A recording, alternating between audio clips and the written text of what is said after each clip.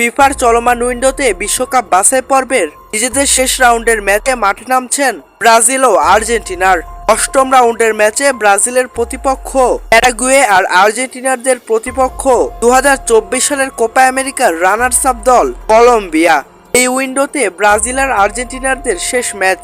বিশ্বকাপ বাছাই পর্বের এর আগে সপ্তম রাউন্ডের ম্যাচে ব্রাজিল পরাজিত করেছিল ইকুয়েডরকে আর আর্জেন্টিনার হারিয়েছিল চিলিকে, যেখানে 7 ম্যাচ থেকে আর্জেন্টিনারদের অর্জন 18 পয়েন্ট, এখানে 6 ম্যাচ জিতেছে।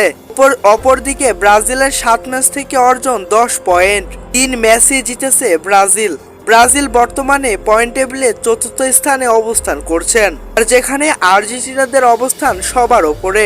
বাংলাদেশ সময় আজ রাত 2টা 30 শুরু হবে আর্জেন্টিনার বনাম কলম্বিয়ার মধ্যকার ম্যাচটি। এরপর ভোর 6টা 30 শুরু হবে ব্রাজিল এবং প্যারাগুয়ের মধ্যকার ম্যাচ।